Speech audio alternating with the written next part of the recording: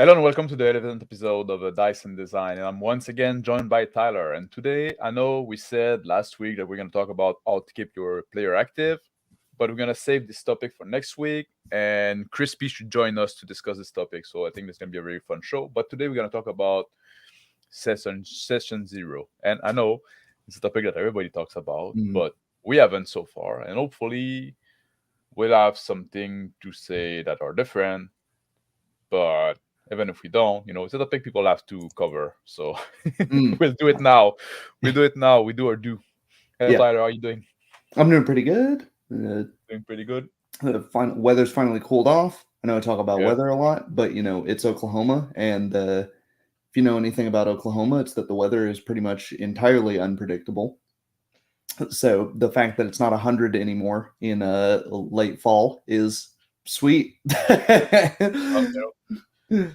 I'm Canadian, so we like talking about weather a lot, but this is a big impact on our life as well. Yeah. Now, like we had snow for the last couple of days, so yeah, it's a bit early for snow, but it is what it is. No, it went from like 90 in late October to lows of 29 the other day. So yeah, that's Oklahoma for you. Really? Yeah. It'll just we get about we get about 2 weeks of fall, and then it decides it's winter. Oh, look at that.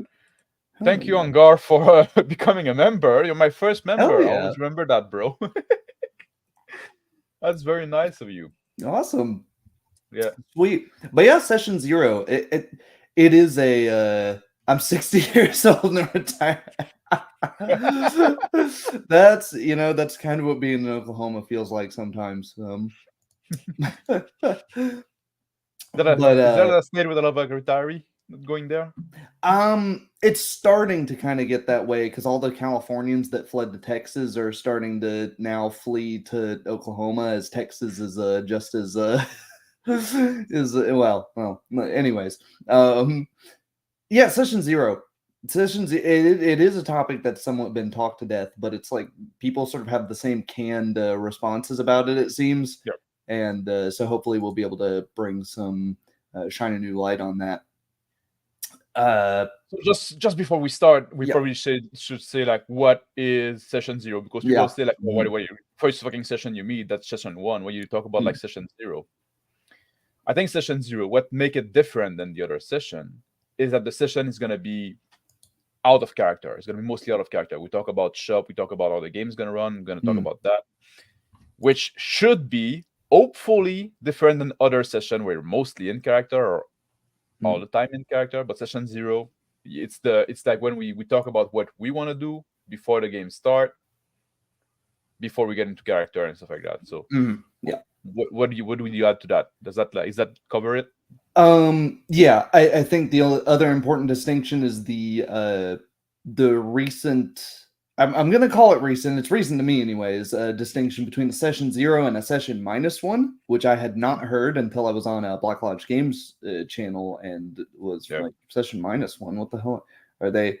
And then some people have a session -1 to session zero, where their session zero is kind of how the characters all meet, and then session 1 is like actually, where some people's session 1 should be. But I think that's a little too most people understand session zero to mean all of the minutia of what exactly is the game. So what did they mean by session -1 then? You want to session -1 being what we'll be talking about as session zero, of all of the sort of pre-game organizational stuff. They're just renaming the session zero to session -1, right? Yeah, and then session zero is more of like a prologue, like a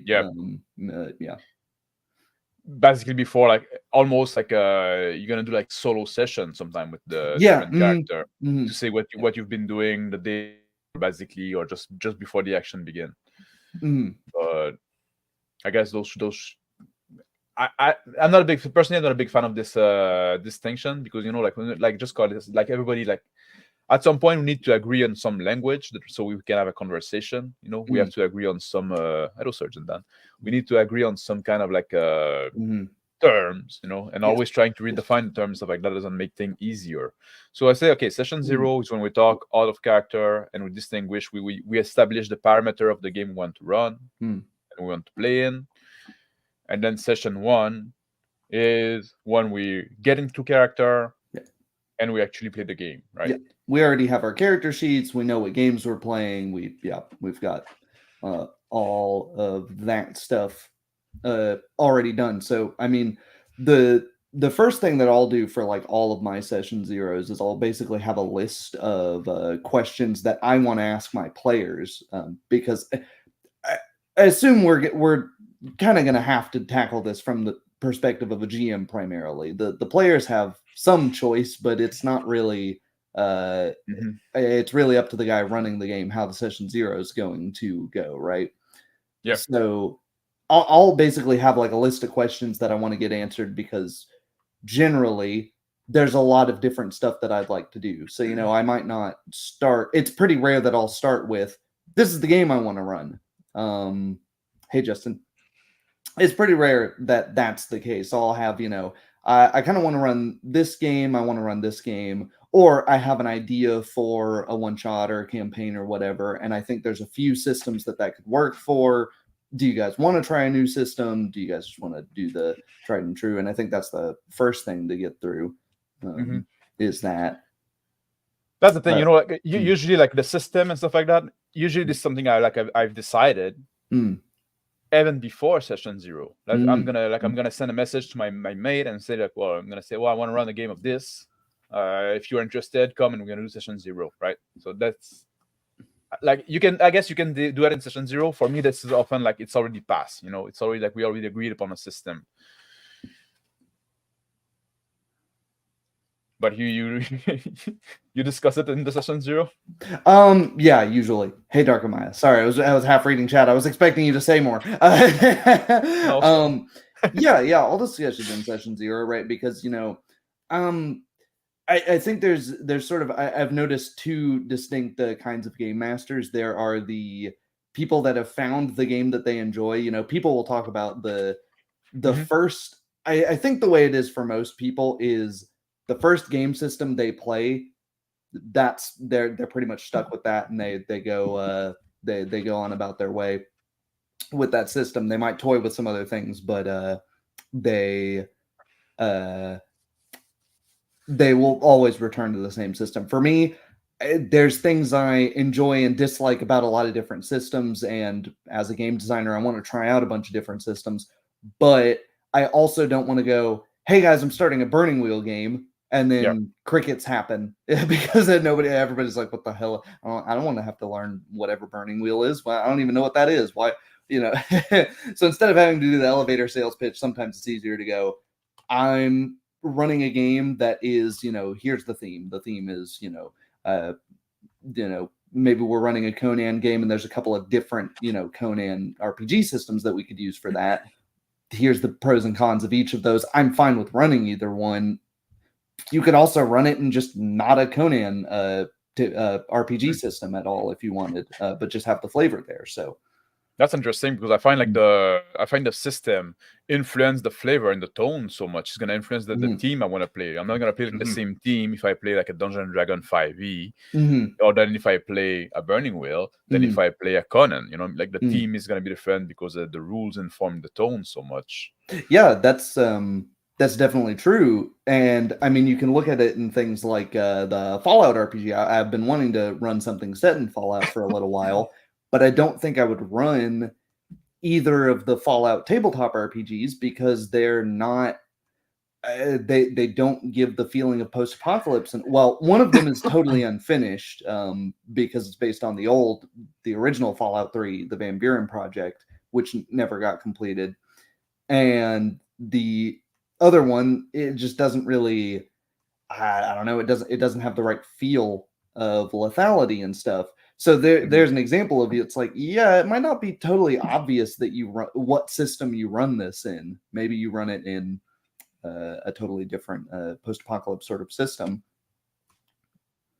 And again, it depends on there. You can get into tone. Tone is something that you discuss in the session zero.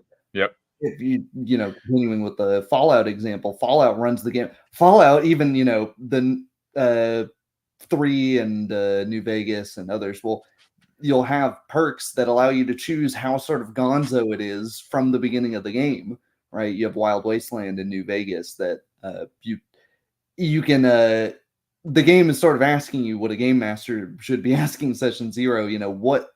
What's the tone here? I've heard in games like Blades in the Dark and Shadowrun the differentiation of like mirror shades and pink mohawks, which is to say you could run a sort of cyberpunk game as either very serious, all everything is pretty somber, taken very seriously, or you could run it like totally insane, off the walls. Either or, they both work, and they're not mutually exclusive either.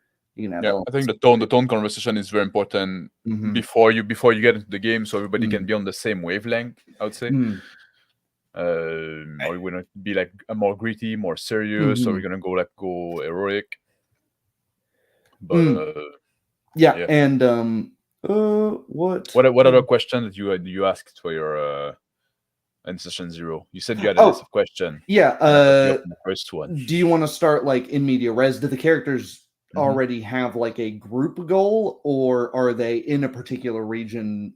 They just happen to be all in the same place when something goes wrong session 1, and that forces the characters together, or do they already know each other? Are they already on a job? How built up are the backstories, right? How much has happened of import before the first session? All right. On this one, this one also, like, I don't tend to ask a question that much, that I'm gonna basically tell the player, like, I'm gonna say like the first, okay, you're gonna be, and I'm not gonna tell you we're gonna start in media res. I'm gonna tell you we're gonna start the game, you're there, right? And then you can tell me, you can find the reason why you're there. You can, but like you find an excuse why you're there that fit with your character. Or it can be like, oh, like I often use the example, we're traveling. You're traveling from this toward this destination. You decide where you're traveling there, but that's where we're gonna start the game. So just like give them an idea where we start the game.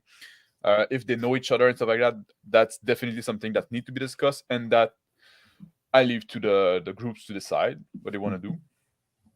Sometimes some players gonna know each other, some not. There might be like 2 groups of 2 or whatever, but yeah, I think that's a good one. That's a good one to establish before the game start, right? This is something that, like, because if you say like, well, we're gonna start at the door of the dungeon, right? Some people want to do that. If you say we're gonna start at the door of the dungeon, well, then you can think before the game how you got there, and not only that, but when you make a character, when you decide what you bring, the gear you have and stuff like that, you can keep in mind that your character was going to a dungeon, will be at the door of the dungeon, so you can like kind of fill in that thing there, like, so you know what, so you don't come unprepared. If we say like, well, we're gonna start in the city, and then it's gonna be a normal day, then you don't necessarily have a pack with a grappling hook and a bunch of rope and some python and a 10-foot pole. You're gonna be dressed, so it allows you to set your character in the fiction in the moment that you start. So I think like establishing this first moment is very important.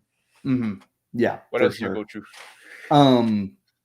Like that, I was going to say that with tone, sort of lethality or balance in general, like, goes along with that. Like, do we really care about balance? Do we care about and then that's a great consideration, the differentiation between player motivation and character motivation. We can discuss session 0, what do you want to get out of the campaign?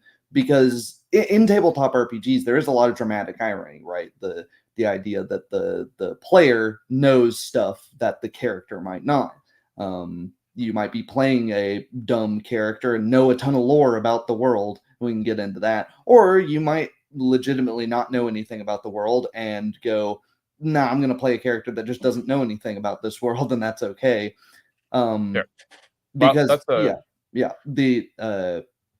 in response to Elle saying motivation is to play, goal is to not die. Well, you could look at like Troll Slayer dwarves in Warhammer Fantasy, where no, their goal literally is to die. That's kind of the whole character. But I think like the Sergeant Dan comment was a direct reply to that. Yeah, the goal, the motivation is to play. That's for the player. Yeah. But your character got a different motivation than that. The character, like, Mhm. why is your character going adventuring? Why is your character doing what he's doing, right?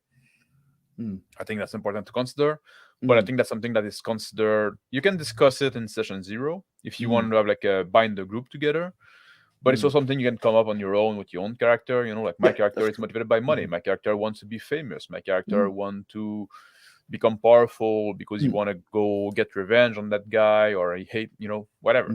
Just like, yeah, and it's a starting motivation. It doesn't mean it's set in stone, right? Yeah, absolutely. It's something that can change. Yeah. Another thing I'll discuss is drop in, drop out. You know, if a character dies, is that it? You don't get to come back. We just keep going without you. Are we fine with adding new players into the middle of the campaign if we're starting with, you know, 3 people? Are we okay? What's our top limit? You know, are we okay with 4, 5, 6 people? I'm personally not okay with running more than 6 people. More than 6, you start to get into like the clown fiesta. But yeah, that's interesting. I think the drop in, drop out, you know, the expectation while you're going to be there. What happened if you're not there? Are we like NPCing your character? Are you finding an excuse for your character not to be on the adventure? Or are we just like, does it just take a backseat? Just pretend it's not there? How many people have to not show up for us to cancel? Is usually a thing I'll have, you know. And sometimes that's contextual, sometimes it's convenient. And this is all in the context of a campaign, right? Yep. In the event of a one shot, I think you're sort of shooting yourself in the foot if you do a really long and detailed session 0, because you know, you don't want your session 0 to be as long as like, your play for time. one shot. We're gonna talk about that later. You want to keep the session 0 as short as possible. I never like discuss in session 0 though about like number of player, because like, well, like LCR, like the player count should be GM choice, not a player discussion. Yeah, that's usually how I see it as well. Well, I mean, it's always, you know, it's always up to the GM how the top number, right? But I mean, mostly, I've had GMs personally that are very comfortable with running 7, 8 more players, and me as a player, I'm like, okay, if I start in a game where there's 4 or 5 of us, and that's cool. And then all of a sudden, you know, we're 7 sessions into a campaign, and he's like, oh, my friend wants to join us. And now it's like combat super bloated, because sure, that can be the GM's choice, fair, but now I'm 7 sessions committed to something that's like not what I agreed to in the first place, right? Yeah, I see what you mean. It's true that sometimes, like, you know, like maybe this game was fun where like, we're 3 player, or 4 player. Now we're fucking 6. I don't have fun anymore because like I like, you know, it's too slow, it's dragging down.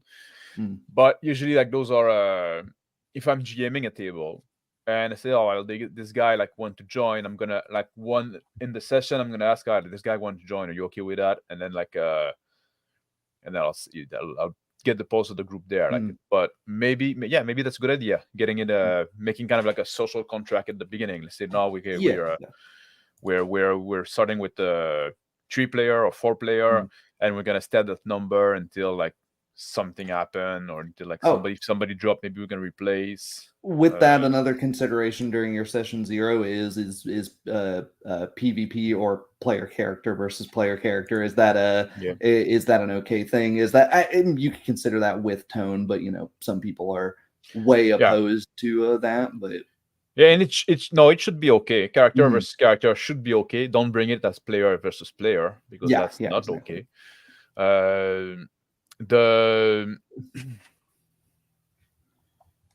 What was saying? You know, I mean, exactly what L's saying in here is something that should be in your session 0, right? I mean, L is very much for GM fiat and the GM being able to control pretty much anything, and that should be something you get out of the way in session 0, because then you would have people like me running for the hills, and we wouldn't be in your hair anymore, right? Yeah. Democracy can work in very small measure in a small group, but even then you have like the GM as the final say, you know. So there's that. It's like the Lasnik, the baggage trains. They were democratic, but at the end of the day, it was the lieutenants, the provosts say. Yeah, and so okay, so what did we say so far? We said okay, we're gonna agree on the system, or we already have agreed upon the system. Sure. Then we're gonna agree on a tone. Say okay, what kind of like, do we want to take the game seriously? Are we gonna go for something more gonzo? Is it gonna be like more goofy? Or do we want to joke? Do we keep the joke in character, no out of character joke? I think that's very important, like setting the expectation that we want for the game. And so many people don't have session zeros and then end up with like the one barred joke character that just totally breaks other people are trying to have serious characters here, and then you've just got this total stick in the mud, or sorry, sort of this guy's sticking out the opposite of that. Yeah, and also like discussing like, okay, I want you to talk in character. I'm okay with out of character talk. I'm okay if you paraphrase with character, say like all those things, saying like don't roll until I tell you, because like that's usually like a good advice. I said sometime like with some groups, I leave the player decide when they make a roll and just narrate their roll. And you don't need to tell me, just to minimize out of character talk. Are we okay with metagaming? What do we consider metagaming? How, like, are we making our characters to be intentionally strong, right? Because you can run into, in some games, the issue of, like in Pathfinder, the game I run most, an issue is if you've got someone with a lot of system mastery, they can make a character way better than somebody who's brand new to the table. So that's that can be a thing, Yeah, because that's also a problem. Like, because the whole point of session zero, like I said, is to make sure that everybody's on the same wavelength, that we all look for the same thing, and we all like know where we're going. Because even in the power gaming thing, if somebody say, oh, I'm gonna roll 3d6 down the line, and somebody say, I'm gonna build a very optimized character, well, you're gonna have like a hard time, like in a situation where like one character is gonna like run through the situation, or like, and the other character is gonna struggle, and like it might not be fun. So it might be something you want to discuss with a table, like what kind, like, and that's also part of the expectation. Are you like character that are supposed to be competent at what you do, or you character like regular dudes that are just thrown to the mist? And likewise, something the players can talk amongst themselves. Do they want a balanced party, or do they just want to make a character that they want to make? And I personally enjoy not knowing what my fellow players are making. And if you show up to the table with 5 fighters in a party of 5, sure, great, awesome. We're playing discussing like the niche protection. The niche protection is something you want to discuss. Are we going to make somebody play Phil? Do we have anybody that likes playing Phil because they like trying out different characters that they've never played before? What have you? All of that sort of thing, basically to get around the issue of what I like to call the game crashing in the middle of a session, where effectively, if you haven't talked about any of these things, and then all of a sudden in the middle of an actual session, you get into an issue where, okay, I have, this rule from this splat book that we didn't discuss whether or not we're using this splat book or not. And from here, and here, and I don't know how it interacts with this guy's rule over here that you're using because I didn't read that book.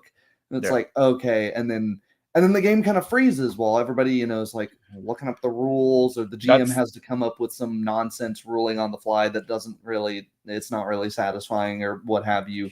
That's a big point to discuss as well, because there is some group that would prefer to stop and look up the rules, to have and I think some group, like most group, maybe the saner group, will say, you know what, we're just gonna fucking make a ruling on the spot, and then after the game we look up the rules so we can know for next time, or maybe we're gonna decide to stick with the ruling we made. This is something also you can discuss in session 0, and also discuss your house rule if you want to change something from the game. The supplement you use, like you said, this is also something that need to be discussed at the beginning of the game. Lots of people are core rules only. Yeah. Are you going to homebrew? How comfortable are you with homebrewing classes? Mm-hmm. Uh, are we changing rules? For what reason? Yeah. Typically, I would recommend you don't change rules until you've actually played something. That can be a tempting thing, especially if you are a game designer, is looking at something and you go, "What? That's a stupid rule." And then, but maybe it's important for some. No, Maybe it's a it's that's something I don't agree totally with. Like in a perfect world, I would agree with it. But now, like so many fucking games are released, like, and you can tell just by reading it that hasn't been play tested. That's fucking oh, stupid well, design. yeah, that's true. Depending on the game, depending on the game, and something that Justin said at some point, and I agree with him, is like the supplement you start the game with should be the supplement that are going to be available for the whole campaign. Even somebody like publish a new book and stuff like that, well, this book doesn't exist in that campaign. For the next one, maybe, like. But again, that's also something to discuss at the session 0. Yep. Yeah. And first person versus third person, if you have a preference on that, it's also the time to put it in. Yes, absolutely. Just in general, and it's also the time to explain why you prefer certain things, right? Yep. Because a lot of times it can feel dictatorial. Well, I mean, because El mentions here, why do players get to choose supplements or any part of the world design? Well, because at the end of the day, if you're creating a campaign that is only interesting to you and nobody wants to play in it, then you're not going to have any players. You do have to make concessions to the people that make the game happen, right? Because there's more players than there are you. So that's as the GM. Well, it's But also like that's yeah. also depending on if you have like a big group of players to choose from, and then you can just say like, well, I'm running this, is gonna be this, like Armin was saying earlier, Yes. right? No. I would already have like the fields, rules, setting before inviting the player to the game. I will give option for what the group is all about, and that works well also if you have like a big group of player, a big pool of players to choose from, right?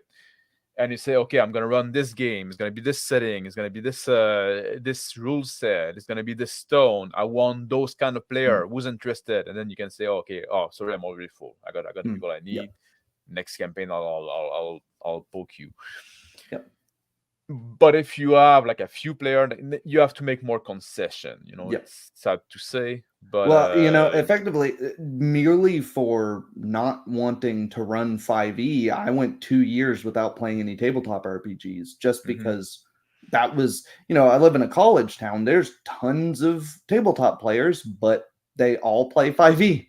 That's just the truth of it. So yeah, that's true. GM shouldn't I'll be say telling like us. Jem shouldn't be telling a story. That's always going to be a big agree on me. Like I always say, like, don't fucking tell me a story, bro. It's like we're there to figure out a story together. Yeah, like the don't come story's up with a prepared story. After the end of the session, you've got a story that you can write down, but it's generated. You should know it in advance, right? You should know pieces, right, but not the whole thing. And then there's like the mundane details that like how long is going to be the session, how often are we going to meet, and this also oftentimes going to be discussed like before even like just in the email. They say, I want to run a game, we're going to play on Wednesday and for 2 hours or 3 hours or whatever, right? What happened in case of absence too, like like we discussed a bit that before. Mundane detail that need to be discussed, I guess, agreed upon. Yeah, of course, because if if everybody wants to play and you're all of the specifics of your game, but 2 or 5 people can are the only ones that can show up on Friday afternoons, that's just not going to work. And then you can get into the things of, well, with scheduling, we can get into, do you want to run a game once a month? Do you want to run a game every other week? Does it have to be weekly? How long is it going to be? That's another thing, right? Because if it's a one shot, right, then you can delay that pretty much inevitably. Or do you do like, I don't do session 0 for one shot, No. But At most, I'll tell everybody to make a but character, and then I'll hop in yeah, Discord and be like, if you want to talk to me about stuff, I'm here. But yeah. The other thing I think should absolutely discuss, right, in session 0 is, and that's part of setting, right? Well, what did you say? You cut out right as you said. Oh, that's part of setting. Like one thing that should Oh, be okay. should be discussed. Like how common is magic?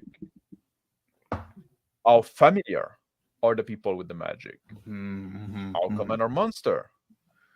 Are there non-human? How do they interact with human? All those questions, like basically what does the common character knows about the world, right? So because that's oftentimes something we see. You play a game, and then you're gonna have like some people like that gonna see some troll and say like, oh, that's a troll. We need fire to kill it. Yeah. And some other people is gonna play like, oh, what is this monster? What do we have to do? And try to avoid the metagaming. But like there was this question, like this discussion about metagaming earlier in chat. I didn't start it, so I cannot find it now. But like, oh, what is metagaming? This is something that needs to be discussed in session 0. Yeah. But the question of what is metagaming is dependent of what does your character know of the world, right? Yeah, I think it's a super important thing, especially with high fantasy. Otherwise, you will run into the issue of lots of out of character questions in the middle of the game. And even if you're not a problem with that from a roleplay perspective, it just slows things down. Where you go, oh, would my character know this? Is this common knowledge? And it's like, well, you should get that sort of thing out of the way in the first place. Hey, exactly.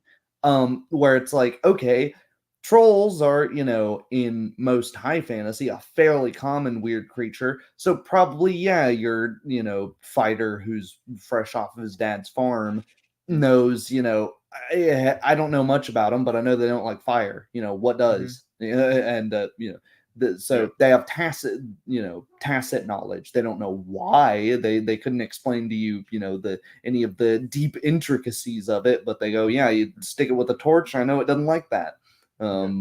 But yeah, getting into stuff like that, right? Where and explaining, hey, yeah, if you're playing a low intelligence character, I expect you to block out the part of your brain that knows this stat block, especially if you're playing with a fellow GM, right? That knows the system very well. Yeah. And that another thing also, like that is kind of linked to that, is how much do we allow player to inject detail in the world or to add stuff, like if you want to say like oh yeah, I grew up around here, there's a village nearby that that do a lot of like leather working, whatever, right? As a GM, do you want to allow it and then just roll with it? Some people fucking hate that, say, no, I'm the GM, I'm telling the world, I'm gonna read the world. I can like that, I can say like, well, you know what, that's all right, I'm gonna roll with it, that's your contribution, I'm okay with it. And that can be the same thing with the monster knowledge as well. If you see a troll, right, and the first character act like, what is this monster? Like he act like he doesn't know. Well, that tells you something about the world, and I think the other player should kind of follow suit, unless they have a reason not to. Maybe one of the guys is the wizard with high intelligence and maybe more learn and say, oh, I know this is a troll. But even if you didn't define that in session 0, specifically, what do you know about the world? Maybe you made some big lines, stuff like that, but you keep it somewhat vague. The way that the character are going to interact with the world is going to tell you something about the world. If the first character can control the troll and instantly recognize it, well, then maybe trolls are common knowledge and other player need to follow suit. But that's something you can tell your player, we're building this world together, we're telling this story together. Yeah, I have some big line defined, but I don't have every little detail. So if somebody made a contribution to the world, we roll with it, we keep it going, we stay in the fiction. That becomes canon in a way, right? And if you're making, on the flip side, if you were doing like a historical game like Godlike, which is set in World War II, an alt history World War II, but World War II nonetheless, and you had somebody that in 1939 wanted to be on the Pacific Theater, then it's like, well, that didn't happen yet, so that's not, that's not going to work here. But you're going to need to change your character concept unless you want to come back to the campaign in 3 months or something. So getting things like that out of the way. Yeah. That way you don't run into these questions of, what was I doing, 3 months ago? If an NPC or another player character asks, if there's a little bit of a slow time, there's a little bit of banter. So, what were you doing? Yes, I understand the Chinese theater, but I mean, like, midway and whatnot. Remember the rules, Tyler. We don't talk about World War II. I forgot about that. Forgot the rules. Well, because the Pacific Theater. We have one fucking rule, man. Can we talk about the Pacific Theater at least? No. Find another example. Do those questions? They always been unofficial session zero during casual conversation with DM before any campaign. Yeah, we let's say there's no such thing as session zero. It's a modern invention. We kind of did them when we just get together. Like, this is gonna be. We just didn't call them session zero. I think the term is useful, so I'm using it. Yeah. But I think it's true that that we always kind of did this. Sorry, I'm getting sorry. Nope. Yeah, that's a great way of putting it. It helps with players that are setting novices and helps put limits on the setting lores. We kind of talked about the second one already, but if you've got either you've made a session as the GM or a setting as the GM, or you're using a pre-made setting that's got a lot of world lore in it. A lot of different monsters, a lot of different, specific ways magic works and such.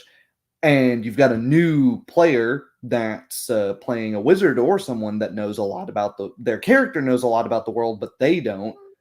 Now's the time to either lore dump them. That way you don't bore everybody to tears in the middle of a session by, they roll a single knowledge check and, you just start reading them paragraphs and paragraphs. You can go, okay, either you can learn, here, I'll give you the gist, or you can expect that in session, I'm going to give you a real shorthand and, you can fill in the details as your character would. It's kind of okay.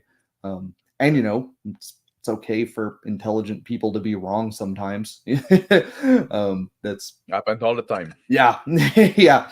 So that's, don't, how encyclopedic does the player's knowledge need to be to match the character's intelligence, which is kind of a topic all its own. But well, I think game prep, it's sort of distinct though, right? Because it's campaign prep. It's more collaborative by its very nature, because when you're doing game prep, it's often, okay, I'm going to prepare a dungeon. They're going to go into this castle. There's going to be a dungeon below, and it's going to be deep and expansive because the court wizard was an insane man, and none of the player characters are going to know about this. It's all stuff that I'm preparing, and they'll find out as they play. Whereas session zero is more, okay, what do all of you already know? What don't you know? We have a whole educational system that made me laugh, making people wrong most of the time. Ain't that the truth? So now that we talked, is there anything else you want to add that should be in session zero? Let's see. Let's talk about not doing a session zero. We that's where I wanted. That's where I wanted to go. Cool. Yeah. Awesome. Before talking about not doing a session zero, I wanted to make sure that we cover what need to be in your session zero. I mean, I think we pretty much got everything. I mean, I could expand a little bit on the players creating some of their own stuff, of course, but I think that's much more feasible if the setting you've got is very loose and freeform. Whereas if it is in a real world setting, or if it's in a historical or a very built up pre-made setting, then you have a little less room to create your own stuff as a player. But So Tyler, and and the idea of if you're starting at a level higher than 0, Oh it yeah, can be more important to decide discuss how did you backstory. get, how exactly Yeah. did you get to, oftentimes people will play, level 20 one shots or short campaigns Mm-hmm. because it's very rare that you get to level 20 in a D20 system via campaign. Yeah. So it's kind It was of there. boring. It's kind of more important. Yeah, it's kind of more important to have a backstory at that point. How it doesn't have to be 30 pages, but Even if you start like level 5, like level 5 characters, and that's something yeah, also yeah. we discuss like level 5 character are very rare in the world, right? Like Mm, most people are gonna be level 0. Some people, like, for a D&D context, level 5 are pretty exceptional individual. mm, You want to start level 5, how did you get there? Like mm, where do you, like, and that's also something you need to make your player understand. Like, well, at level 1 you're already like kind of like a above the mass. You're like a special mm, individual. um or maybe you don't want to do that. Maybe you want to do a world where, like, fucking level mm. 10 fighter all over the corner. It's Yeah, average people or level 10. yeah. Mm. Right, whatever. That's also something to discuss. But yeah, Just 0 isn't needed to prevent metagaming. Just kick those players out of the game. Yeah, but the point is to prevent the yeah. headache of playing a session or 2 sessions or 3 sessions and then finding out that, oh, and this is an issue with this player, and right? what I'm saying by prevent metagaming is, like, to prevent metagaming, we need to establish where the player's knowledge and where the character Mhm, knowledge end, because there might be some overlap, and we need to establish with how those two overlap. mhm. We know the game, but, like, the character fucking lived in that world Yeah. or their life. If, like, Mm, there's a big orc problem in that world, if there's a big, like, troll problem in that world, people will probably know something about troll, maybe just through mhm. legend, maybe they gonna know something that is wrong, maybe something, but another player can play with that as well. Oh yeah, yeah. It's But a great time to establish like rumors and stuff and things yeah. that the characters know that may not be correct. Or I, you can just say, well, you heard about troll, you heard mm, legend and stuff like that. You're a dreamer, you don't know if they are true. Just saying that to your player, then your player can play with it. yeah, yeah. If you have, like, the right type of player for that. Oh yeah, and I mean that's a great way to Yeah, in the session 0, put hey, I know what the book says, but in the middle of the session, GM's word is law. That's what's actually happening. yeah. I will have We're not inconsistency. playing Yeah. the setting that isn't, like, we might have start, like, the Yeah. maybe the book is a starting point, but Hmm. we're not playing what is in the book. We're playing Yeah. what's at the table, right? Like So forget it, like. yeah, like So yeah, anything that Paizo wrote after 2019, it's not canon. It's not real. I would know Oh, before but that, but a little before that, yeah. But yeah, it was hit or miss, and then after yeah. 2019, it was just miss. So okay, But so now with it, yeah, good. I had one more thing, which was I Yeah. like from a like game mechanics perspective, because somebody mentioned, is there a game whose mechanics, or which I'm not going to think about the grammar of that sentence. Is there a game where the mechanics support the session 0? And Oh yeah. there are two I can think of, which is Hillfolk. I Yeah. think there's a couple systems in that engine. I don't know what the engine is called, but where you start by creating basically a family tree, or like a relationship diagram of not just how the player characters know each other, but what NPCs they know.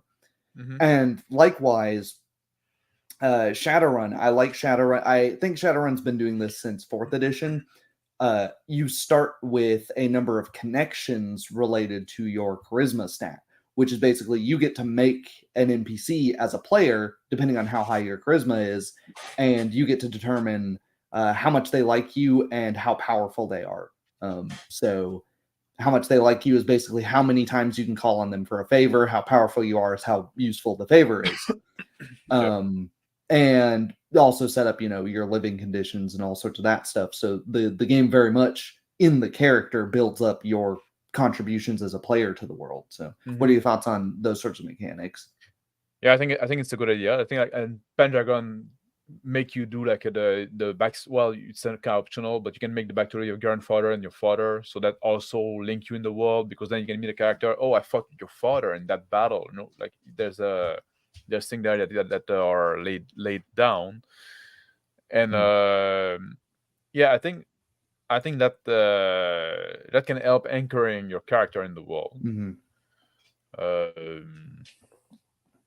Which is often sometimes also like, like we always talk about the murder robo, the character that doesn't have like any family, doesn't have any, he's just like random, like moving around in the world. They're like the only consequences to his actions are death or imprisonment. So he's ruthless. So I think it's yeah, good to have a connection. And this is a way to do this as well. Make the mysteries a mystery for the player as well as the player characters. That way, you just totally get rid of metagaming. That's the importance of having mysterious things in the world, and the problem with a lot of modern setting design where they explain in explicit detail everything about the world. You look up the troll stat block and it's just got paragraphs and paragraphs about like, this is why it has regeneration, and it's like, well, okay, it becomes exactly, it helps. Everyone will metagame at some point. Session Zero helps mitigate it. Or if it's impossible to metagame because your setting is intentionally mysterious, then that also helps. Yeah. And that's also something can be discussed in session 0. You can just say like, well, you know what, from the book, like, don't assume it's going to be true. Because I'm gonna make change. I love when books are written from the perspective of like an adventurer that's gone out and written logs on these. The bestiary is somebody going out and going, well, I saw this breathe fire, so I'm pretty sure that's what it can do. And you think, and that way you don't have some guy going, well, the dragons are supposed to, they're breath weapons on a 1d4 timer. What you can't use it every round. And it's like, well, why not just something here, like, not that about it. You don't need session 0 to tell player don't meta game. Just get rid of those people from the hobby. I think the thing is that, let's say you're in sewer, and then the GM described that you see a floating skeleton that doesn't move, but doesn't articulate his limb, but move towards you, right? And then the player say, oh, that's fucking a gelatinous cube. Is he metagaming? That depends. Do people in this world know, because like the player know it's a gelatinous cube because you've seen this kind of description before, you know the effect, you know the gelatinous cube exists. The question is, does the character know if the gelatinous cube exists, right? Now you're in a sewer and there's a gelatinous cube there. Did the city put it there? If so, gelatinous cube must be something pretty well known in the world, right? So that's what I'm saying. Like that's where the session 0 comes in. Like we define those parameters. Like, what does your characters know in the world? And then if you act outside of that, you're metagaming. But if you act inside of that, you're not. You can transfer some of your player knowledge to the character. I hope like this makes sense. What do you think, Tyler? You have anything? Yeah. Well, I mean, like, it's. If we're making a historical setting, right? If you're playing in the War of the Roses, it's sort of assumed that you're going to have a lot of meta knowledge, because otherwise it's kind of difficult to play a person that lives in a historical setting without knowing about the historical setting. So that is in and of itself meta knowledge, but it overlaps with your character's knowledge. And there's, because, for example, it can go way the other way. If you assume that, I'm some peasant that's never left his own village, well, that's a myth. You're actually wrong on that as a person. Peasants left their villages all the time. Peasants were pretty well traveled. They would go on pilgrimages, once a year at minimum if they were, pious individuals. So there can be misconceptions on the player's end if they try too hard to just stick in their tiny little lane or bubble. That end up having the opposite effect. The other option is that you always like fucking play some kind of isekai character, like I'm done. That just doesn't know anything about. Exactly. But that become like fucking tiresome quick, and this trope, or like it's a trope I fucking hate. I hate the isekai stuff. Like it's and it feels like when you do that, it sort of feels like everyone at the table's playing the same character almost, because if nobody knows it, if no one is, knowledgeable about the situation, then it's like, what's going on? And like knowledge that is not, but is not meta. The knowledge that is in common with you and your character. Yeah. But we have to define what is in common. And Does every player know the War of the Rose? C character can know things the players don't. Thus, you must learn to play. Yes, you must learn what your character doesn't know. You must learn to play, but also you have to understand your character wasn't born the first at session 1, right? Your character, like you come with the character is 20-year old, 25-year-old, 30-year-old, right? You got a whole fucking life, like he's gonna know something of the world. And that's what needs to be defined at some point. They might not know a lot about the War of the Roses, but they would certainly know that it is happening, and that's something to discuss during your session 0, right? Yeah, if you play some noble, he's gonna know some. He's gonna know some other noble. He's gonna know like those families. He's gonna know those it would be important to know that I'm playing a character that's completely oblivious to this major conflict here. To be like, okay, I guess you are, and that would be. I'm sure people like that did exist, but it would be an oddity. It would be something to take note of. Yeah. He's wearing catnip cologne. This cat is just very he's just very he likes to hang out. And Dice Tales, of course. This. Yeah, that's so okay. That's a bingo free space. You so now we make a big detour, but like session 0 doesn't exist. You make character and begin playing session 1, and that's not where we were going before we got a bit off the rail there. Like we discussed session 0. What you should discuss about that, but what about not like fucking skipping the session 0 and say, okay, let's go straight into session 1? Okay, so there's pitfalls with that, but I'll do the good things first, which is if you're running a one shot or something very short, session 0 can either not exist or it can be 5-10 minutes before you start. All right, everybody understand how the game works. Everybody understand what we're doing here. Right, got it. Good, let's go. It can also be, you're not going to get super bogged down in the details. You're not going to be tempted to make a big backstory and get super invested into your character to have them die in, the first few sessions and then go, ah, damn it, which is that can be a downside of having a very detailed session 0. But there are pitfalls with not having the session 0, even if it's with. I think what I've seen a lot of is if you know your players very well, you don't need a session 0. Yeah, I would say more if you know your players very well, you don't need a social contract because you all, Well, it's almost also you carry over the social contract from the previous campaign you did. Exactly. You've already figured out what the social contract is in your friend group, but you still sort of need to know what the tone is, right? You still need to know, if I don't know anything about the world, I'm going to need to gain knowledge about it. And sure, that could be, if you don't have the session 0, it can run the risk of feeling like you're giving your players homework. Yep.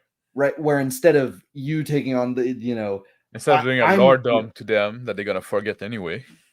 Yeah, well, then they're not going to read the thing at all, and then they're gonna totally forget it. They care about the setting anyway. Like you fucking took time to learn that setting. They don't care. They don't give a shit unless it's a setting that they're already invested in. They're Star Trek fan and you want to play Star Trek game. Yeah, which is partially why I give my players options. In the session 0, because there will be a few things that I want to run, and I know I have players that are just. I don't end up running sci-fi very often because I'm one of the 2 people in my friend group that's interested in sci-fi. So, and I know I would have people that begrudgingly play in a sci-fi game because they're my friend, but I don't want that. I want them to tell me, what do you want to play in, right?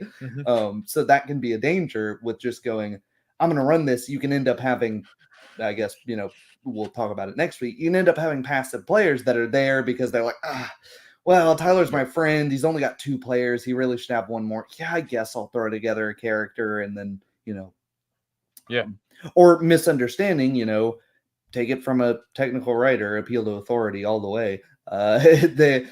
Things can be misunderstood through text in a way that you can misunderstand someone in conversation, obviously, but it's more difficult than it is through text to misunderstand what the tone is, right?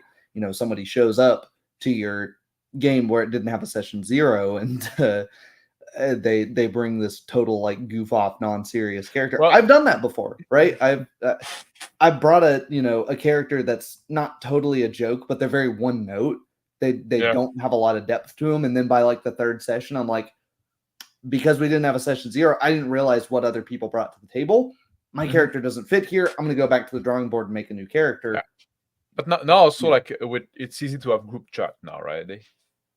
And I think those can be very useful, and those can take the place of a session 0 quite easily. You can like send like a big message to all your buddies that are gamer, and like you just say like, I'm gonna play. I want to put this game together. It's gonna be this system. It's gonna be this tone. Who's interested? Then you send you tin down your group. You send the message. Those guys, okay. Here's like the house rule you're gonna use. Here's like what the character you want to make. Here's where you're gonna start. Then like this can be handled very quickly, so they can show up with character. They know where the game is gonna start. They know what the game is gonna be about. They're gonna know like kind of like the main conflict, the main kind of theme of the game. So they can come ready with character that fit all this, and then you can jump right into play. But of course, that works well if you got like player that you kind of know somewhat, or if you have player that talk the same language. You and I never played together, right? And there's a bunch of people in that community I never played together. You know, like Dice Tale, never played with Dice Tale. Would I be worried throwing a game with him? No, because like I've seen in chat, I know we kind of come from the same kind of like we share a lot of the same view about gaming. We haven't talked about it, but you know, if you feel the need to talk about safety tools and X cards, you're probably you're probably in too deep. You're probably So there's some people like that we can like assume stuff. And we have a shared language that we can just say like, you know what, okay, we're gonna stay in character. We know what that means. No, we're gonna try to talk first person. We're gonna try to be more immersive. We're gonna allow the player to contribute to the narrative, right? We can agree upon those things pretty quickly, because I don't have to explain you those things, right? If I'm just playing with some randos or like some people, like a guy I met at the gym, I know he's into gaming, I invite him into my group for a new campaign, but now I do have to kind of like train him of like how we do things around here, right? And the benefit of a session 0 is, to me, some people don't look at the group chat all the time. And you know, group chat can move. You know, you talk to somebody a lot and then it moves, you know, 15 paragraphs of text, and then somebody who gets off work at a different time than everyone else does gets on and goes, I'm not reading this giant wall of text. And then you have to keep re-explaining the same stuff to people. When you have an in-person or an in-call, whatever, session 0, where everyone's there at the same time, I'm not second guessing myself as, did they read that message? Are they I'm going to resend, you know, it saves time for the GM by concatenating everything together and making sure, you know, all right, everything is, make characters together, not in a vacuum. Yeah, that can help. You don't have to make the whole character, right? Exactly. Like you can establish like the character concept, because some system takes a long time to make character, and so make character on your own time, but start them at session 0.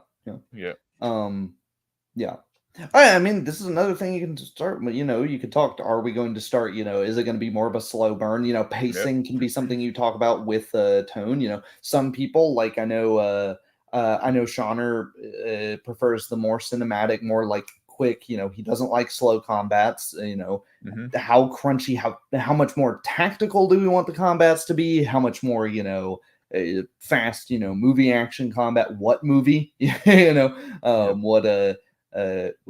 that sort of thing. Yeah, pacing is also a consideration in session 0. But I mean, you know, session 0 exists because people refuse to start in a tavern. Does it? I don't think those are mutually exclusive. Yeah, and to be honest, like I get like, I'm not opposed to starting a tavern. I think it works sometime, but also it gets like tiring at some point. It's always the same fucking thing, and I fucking hate when it's all like you're all like sitting at a table together for no reason. Oh, you all receive a letter from this wizard, and then like, well, that already says something from your character, right? You know, and then like you all sit in the tavern and say like, and then like they do like basically like a lore dump of who their character is. Oh, yeah, exactly. Because or in you this have forest as an elf, and no, like I got chased, and then like I'm not here to hear a fucking monologue about who your character is, right? So it'll fit Yeah. And then you have to you have the problem of then like the GM has to retcon like, oh no, that's not actually true because you didn't have a session 0. So where is the tavern? Why are these characters in the tavern? Yeah, exactly. Why you're What's there? the problem? You know, you have to answer all of these questions in the first session now, and it feels like your characters should know why they're in the tavern already. And they can have a very shallow answer, such as "I went there to get a drink," but that doesn't that doesn't lead you to particular heroics if that is the goal of your campaign, of course. Yeah, and if you want to do like the you all start in a tavern, like that for me, like that's almost like a media res kind of like something is gonna happen in the tavern. Like you're there in the tavern, having a drink, and then like somebody burst in, whatever, something happened, right? Somebody burst in and say like, "Oh, the ginger need to come out now," right? And or ginger genocide, or you have one of the two issues where you go, my character doesn't drink. Why is he in a tavern? Or you have the opposite issue where a character's like, oh, internally going, I made a character that's he's not really a drinker, but I'm in a tavern for some reason now. Oh, okay. Yeah. I guess I guess that's what I'm doing now.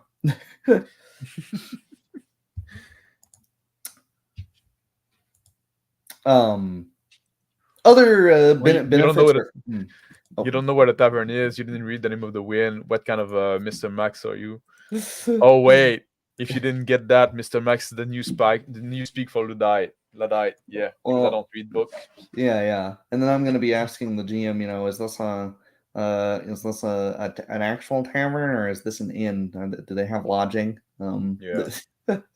Because so many people. I mean, this is another thing, dealing with if you are playing with new players, dealing with the difference between the GM's knowledge and the player's knowledge. Because we talked a little bit about, sometimes you have settings lawyers where a player might know more about the setting than the GM. That can be an issue separate from a player knowing more about the setting than their character. But likewise, you might have when you get into like technical stuff about fight. I have this issue, right? Because I'm a historical European martial arts instructor, for those of you that don't know here. So when I get into like somebody describing melee combat and they describe something like, and they describe something like make a new character. Yeah, this guy's slashing with his dagger and it hits you through your full plate. My brain just goes, what are you talking about, man? So also, if you are the man, I'm skipping session 0 because I think those are fucking waste of time. Well, first, vet your player, choose who you play with. Like, don't play with fucking idiot. Play with people that kind of speak the same language and share your same view about role playing. Like some people, like they want to do like the dungeon crawl, kick door dungeon, loot stuff, get XP for gold, and do a dungeon crawl every fucking week for months on end so they can reach level 3 and then like whatever. Just like some people want to do that, some people don't want to do that, right? It's important to be on the same page, it's important to be on the same page. And that's something that could be discussed in session 0. I think this is something that should be discussed before session 0 because like otherwise you're wasting people's time in the session 0. Yeah, that's fair. But if you really want to skip the session 0 and go straight to session 1, know who you're playing with, I would say. Exchange some messages before so you can like manage expectations, stuff like that.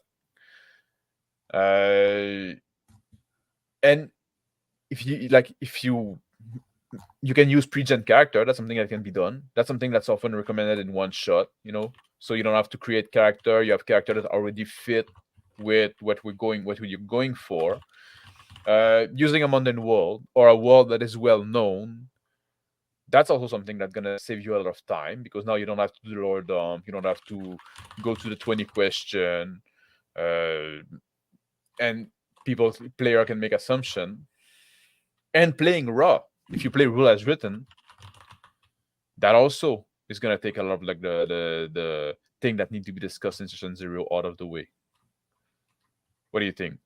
Yeah, especially on the playing raw thing. Like, it's lots of games have a million a million supplements and splat books, and you do that until like you reach like the letter Z. Yeah, That's the old joke. You start at Arakokra and then you go to the monster manual. They have like a million, Pathfinder especially, that's how they monetize their game, is it's a million different splat books. What are we using, what aren't we using, are we using third party content? That's a big one, right? Is that a total no-go? Is it anything goes, whatever, I don't really care about balance? Is it a run it by me first sort of situation? That's something to cover in a session 0, right? That way you don't, because if someone misses that in the Discord messages or in your group chat messages, and they end up making a character using a book that they have in person that you've never seen in your life, and they show up and you're like, what the hell are they doing? And you're like, you don't want to stop the session and open the book and look for it. So you just trust that, okay, they know what their character can do, but you're like, how the hell are they getting these numbers out of a D20? Like, what is going on here? Then that's going to be a problem, Oh, and if you want to play online, also you have to discuss like technology and shit like that. Yeah. Oh yeah, that's a great thing that we totally missed. Are we going to use miniatures? Is it going to be Theater of the Mind? Yeah. Mind's Eye? I missed that because like I always like I'm big into Theater of the Mind. Yeah, same. Like I totally totally didn't even. For me, it's not even a question, but yeah, that's something also like should be discussed. How combat's going to be handled, if we're going to play online, what technology we're going to use. If you have questions with this technology, ask before the fucking session start. Like don't wait until like make sure you know how it works. Yeah, I guess we missed that, but now I'm putting that as an addendum. Yes. But I wanted to ask you, because we talk about it, the starting in a tavern. You want to start about like starting game, starting at a yeah, we can get into starting a game. It's almost like a bonus topic for tonight. Starting games. Yes, starting games. Right. I guess you did session 0 or you didn't. I don't care. Yeah. Now it's session 1. Yeah, let's go. Yeah. You all meet in a tavern, and there's no other way to do it. Yeah. So this kind of depends on whether or not you're running a I guess sandbox, or if you're running a module, or if you're running what have you. Yeah. And well, let's just talk about how you should do it, right? So okay, talk about how you should do it, not about right. I guess there's a million wrong ways to do it, right? If you're running a model, like just fucking read your book and tell the story to your player. Maybe at some point you're gonna learn how to role play, right? All right. Well, you said the quiet part out loud, so moving on. I'll say even 5e players' books say ask the GM. Yeah, but 5e and what's he have an interest of teaching you the game wrong, or teach you how to play wrong, because they want you to keep buying their shit. They cannot give you the real shit. Where's your DCS card? We need to log this on the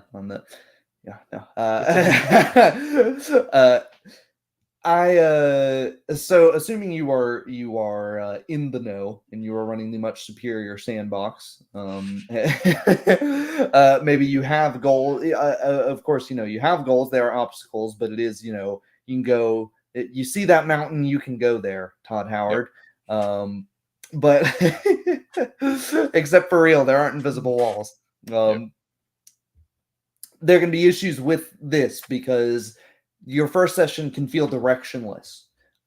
If your character, especially, hey, lots of new people here, or at least people I haven't seen. That's awesome. It can feel directionless.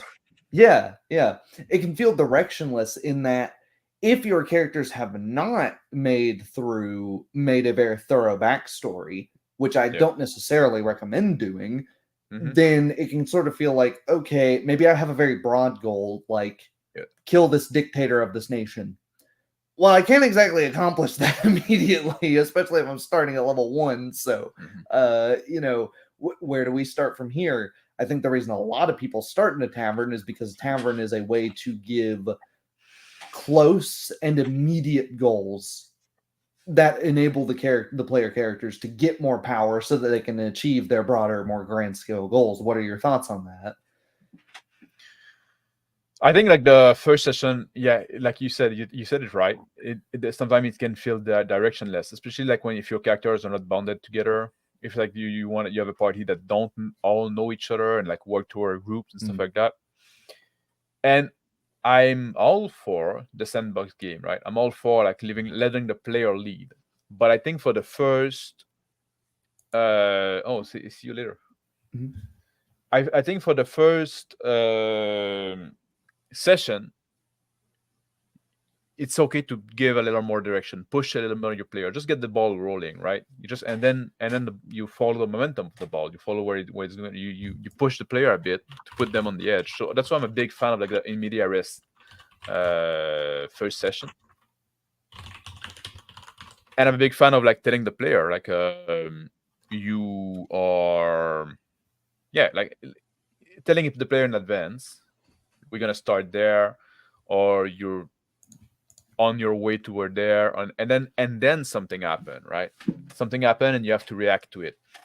Usually I say like the GM should react to what the players do and want to do.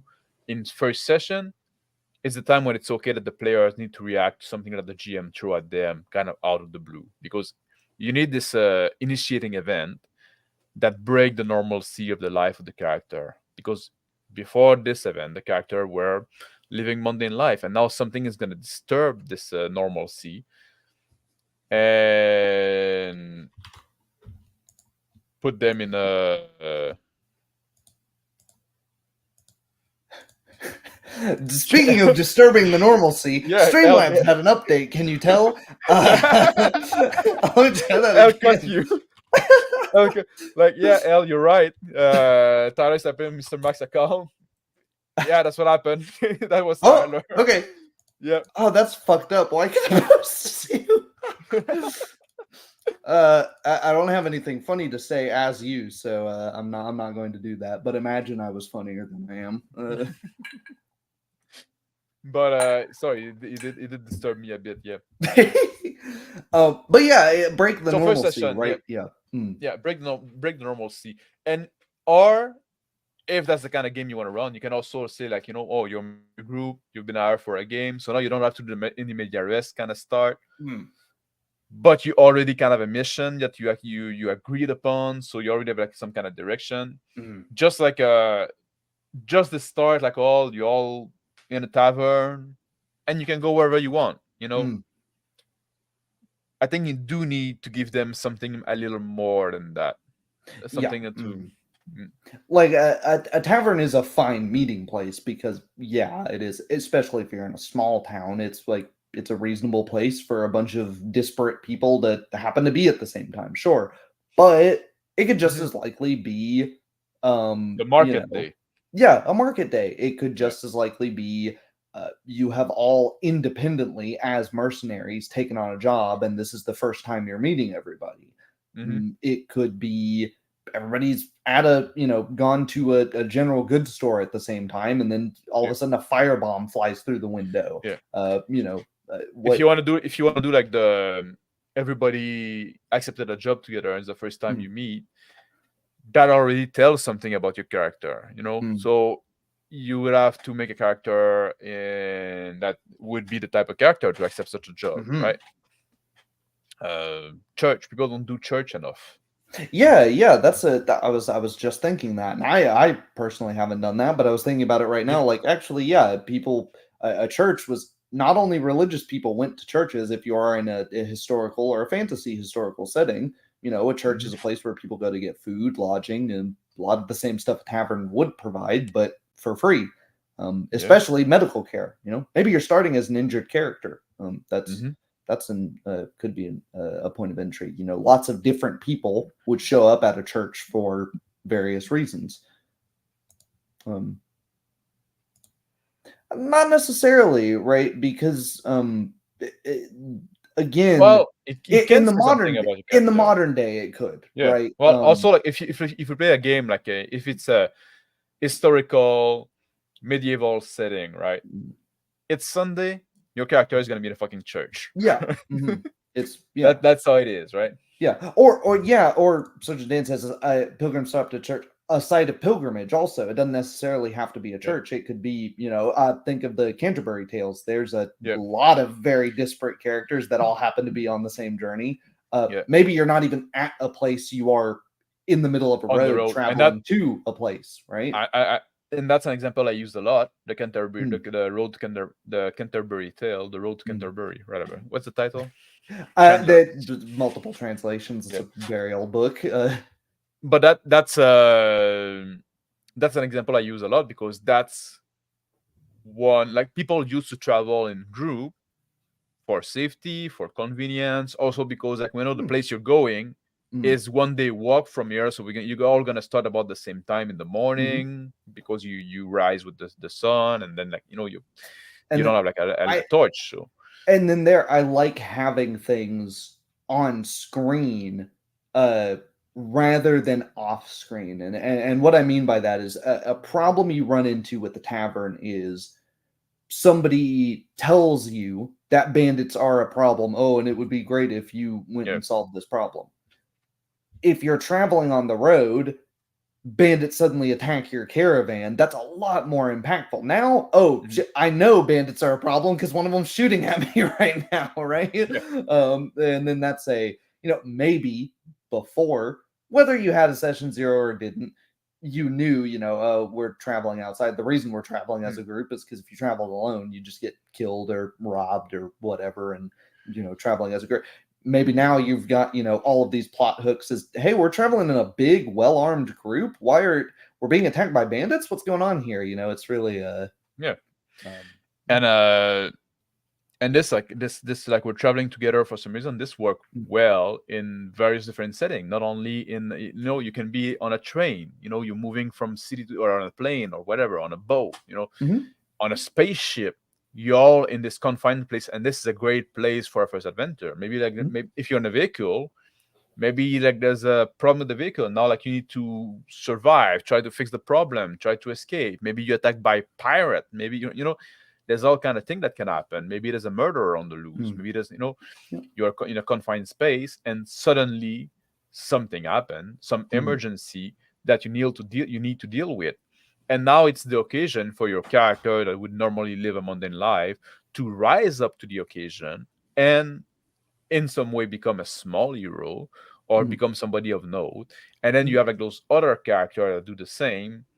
And it's a good way to bound your group together because now you went through some shit. And then you can learn that, oh, that was an isolated accident that happened.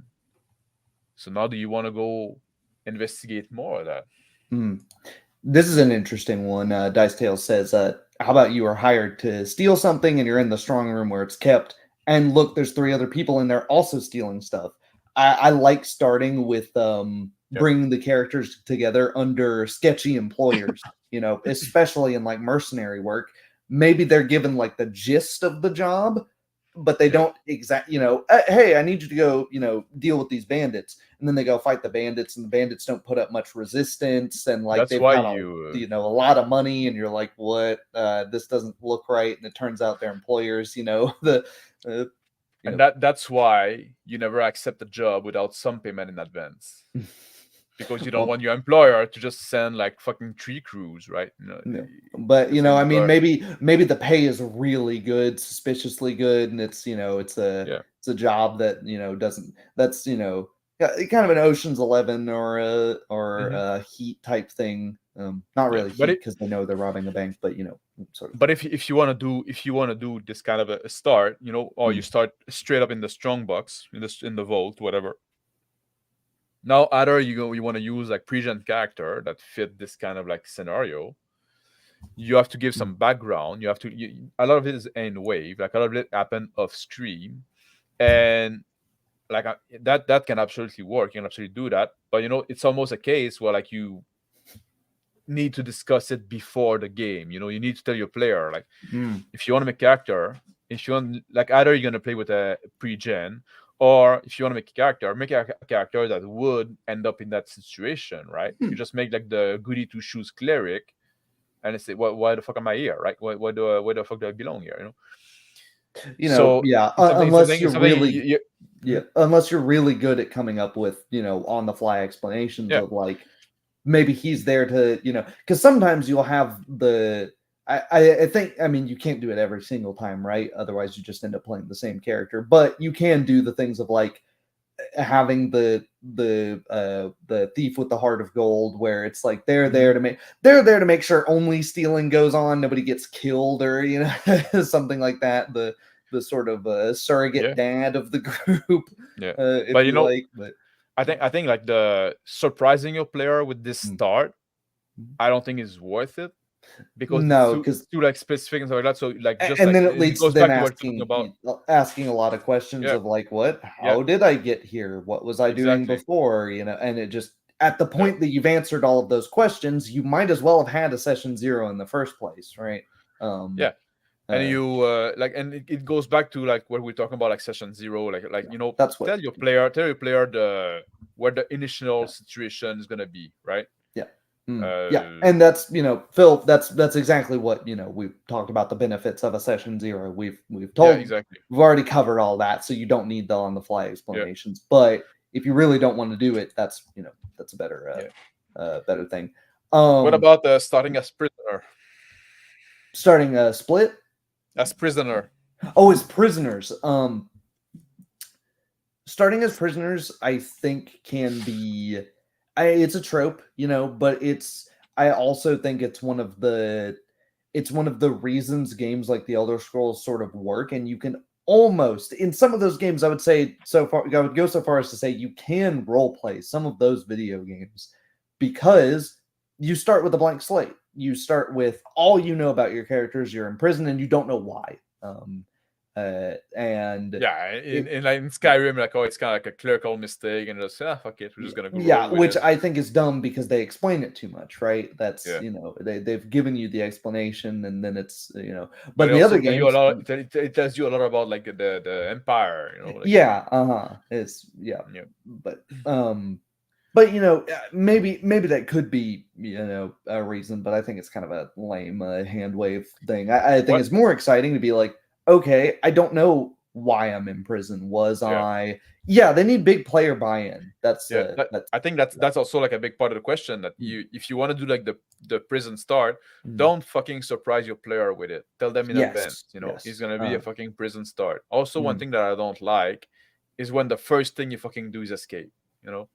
You want to do like a fucking prison thing, spend some time in the prison, like doing prison stuff. I don't know, it could be fun, no?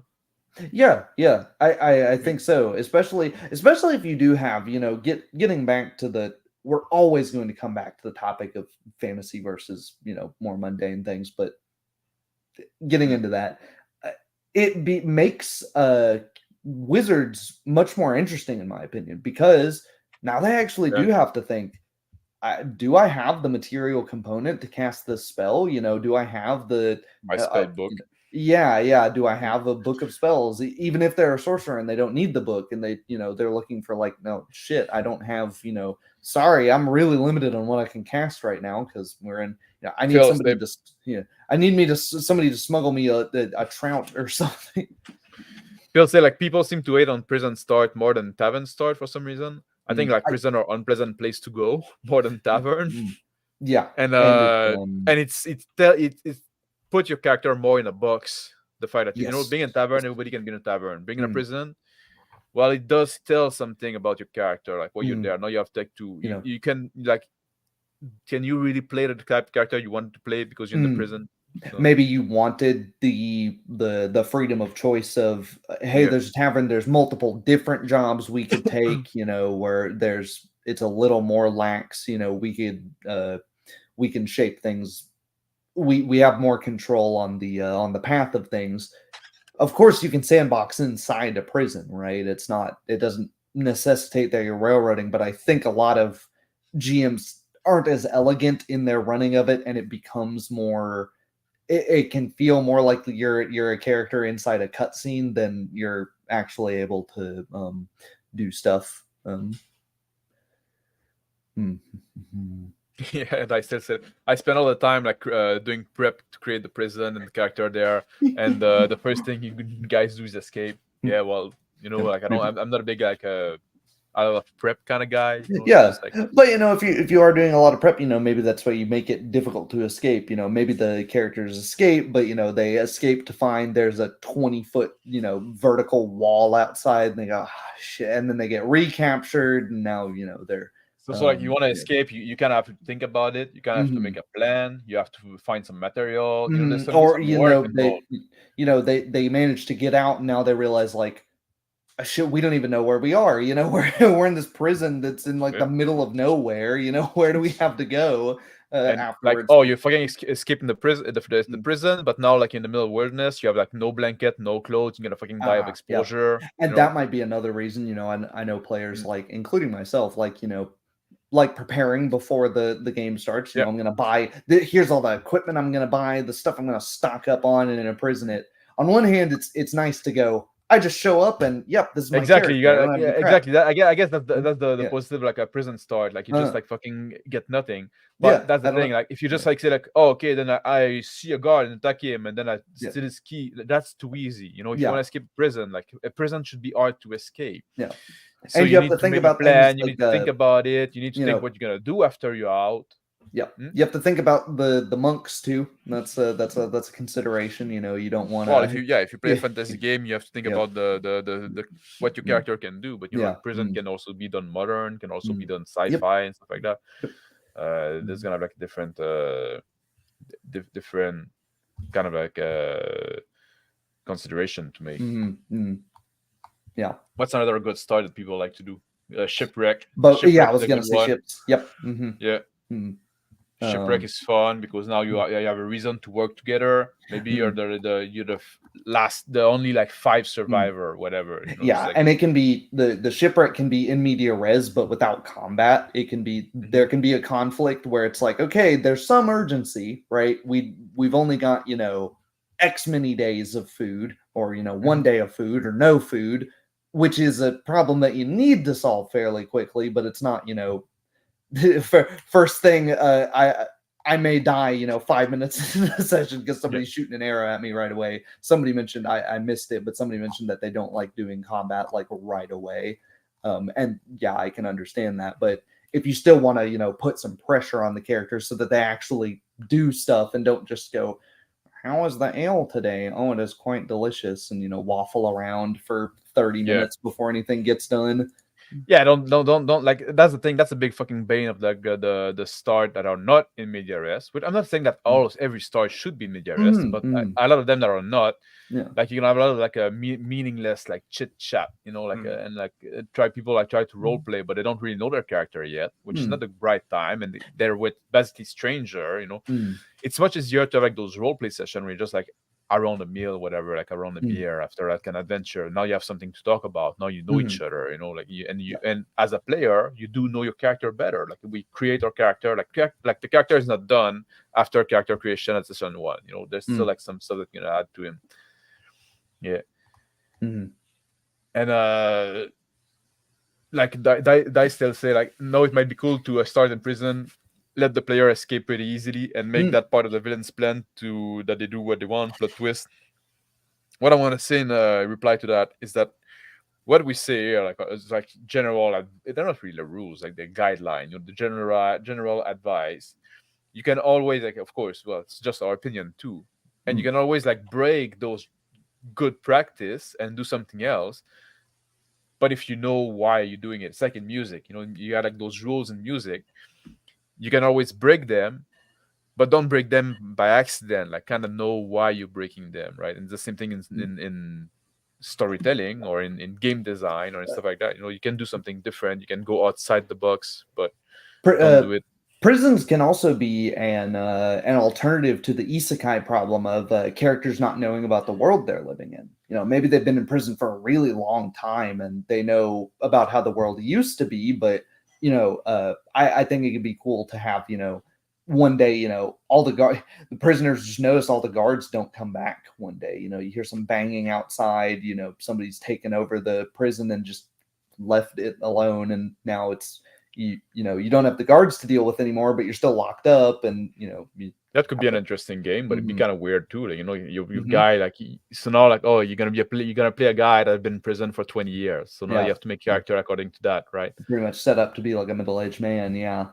Middle-aged man that got his rough prison life, whatever it is, like that'd be an interesting one, but it's a very different type of game. Well, I think it could lead to some really interesting characters, because you can have like your sort of scholarly wizard type that's in prison for fraud or something, or maybe murder.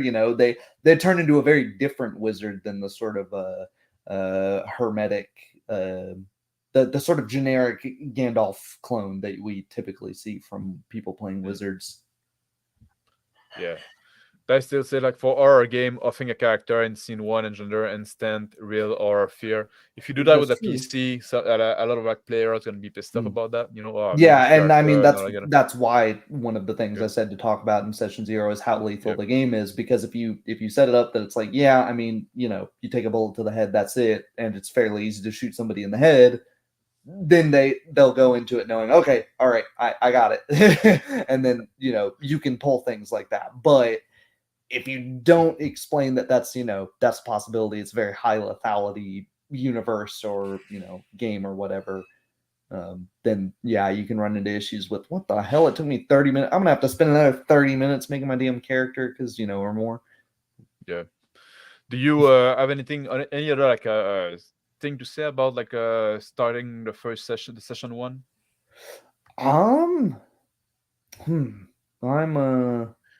I think the big line that we did is like I think both you and I are big advocate of like the in media res start, right? Yeah. And we say if you want to do like something special with the start of your session, I mean, if you don't want to, like, just like give it a heads up to your player, like how the session 1 is going to start. Yeah. So they come prepare. They have a reason why the character is that, and always I think that's something we need to say. Always think about what happened the day before, right? Yeah, that's exactly what I was going to say, is you don't need to write up a huge backstory. You just need to think about what, just have it off the top of your head, and, remember that your character then start existing at the start of session 1. Like your character lived in that world before, right? But we also don't need to know, and we'll do a thing on backstory specifically at some point, but, we also don't need to know, your world's entire. That could be funny, it's funny when somebody makes a huge backstory and they start lore dumping in, from the prison cell and the other place. Shut the hell up, nobody cares, man, we're just trying to find a way out of here. But I'll ask, how about my first question? Can you design a game with session 0 in mind, or should you? Yeah, you asked this question before the stream, so sometimes we missed that. That's where I saw it. That's why I mentioned Shadowrun.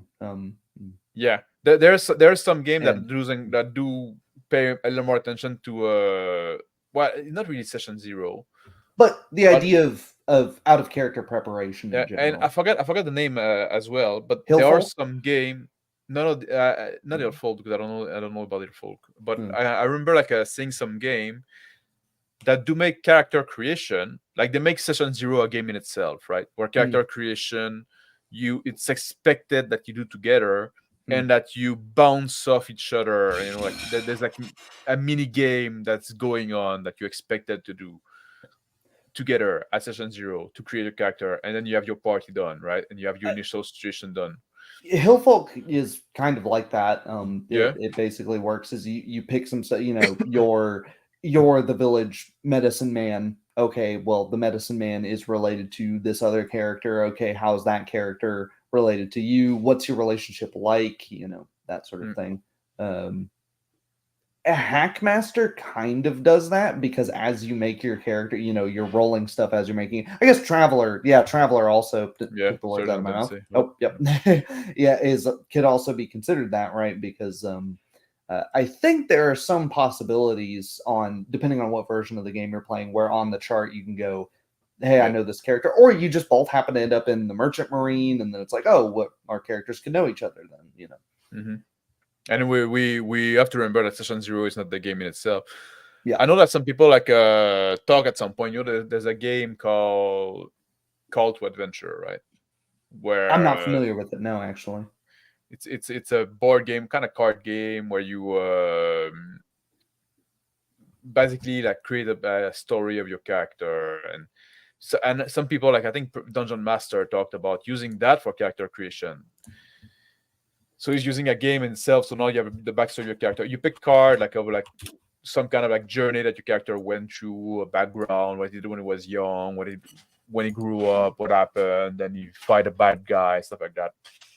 I don't like it because I think the interesting part of your character, the interesting part of the life of your character, should be told at the table in play, right? That's why I always say, like, don't make like your character should come to the table fairly mundane, like it's a basic guy. Really, it didn't fucking like save the prince and kill the despite the fact that he's level 1 or something, is like level 1. Yeah.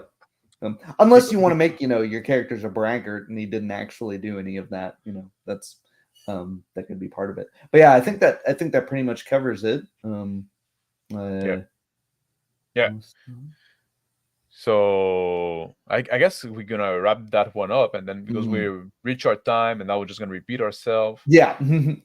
So that's session 0, and starting session 1. I guess I'm probably gonna edit the title of this video because and I think those flow well into one another. Yeah, I mean, because that's kind of the point. The point of the session 0 is making your session 1 not stagnant and weird. Exactly. The way that a lot of session 1s are. That's, I mean, the 2 goals I would say are 3 goals. Make sure nobody's coming to the table with a character that just doesn't fit the session or the campaign. Make sure you're at the right table. Yeah, make sure. Yeah, and make sure the flow of the game isn't interrupted with things like asking out of character questions, opening the book all the time to check rulings, and what would be the third thing? Not knowing about the setting because you didn't have a session 0. And either your players didn't care to read the setting or they didn't want to read the setting because they were scared of meta knowledge. So that's what I would say. Like session 0 can be very quick, can be very short. You can skip it if you know your player. You can do session 0 like it's gonna be like 15 minutes before the game. Here's what I expect of you. Here's the setting. Here's the kind of character. Well, the character maybe they come before. I don't know, depending on the system you're playing. Here's what I'm expecting of you, the player, is what I'm gonna try to do as a GM. Make sure that everybody's on the same wavelength. Then session 1, get the balls rolling, and then you follow when the ball is rolling, then you can follow your player. I think that's pretty much it. That's pretty much it. I want to thank everybody that. Go ahead, Tyler. Yeah, I just said I think something you could add, I guess, is in session 0 you could run like a sort of tutorial simulation of how the game actually flows and works, and just to get the game mechanics and everything out of the way. But I just wanted to put that there because I know some people do that, but just for consideration. You should like be familiar with the rules, right? All right. I want to thank you, Tyler, for joining me again. Thanks everybody that joined in chat live.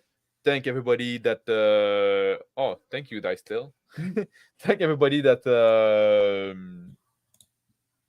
watch on the replay, on the video on demand. And next week's gonna be the 9th. Yeah, so next week we're gonna have like Crispy on with us. Yeah. And we're gonna talk, and now we're gonna talk for real this time about how to keep your player active, avoiding having a passive character. In the meantime, I wish you all a good evening. Take care.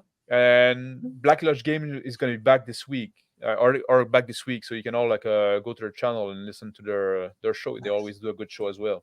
So I'll go there afterwards. So I'll see you there in chat for people. And I'm ending the stream now. Take care, everybody. See you guys.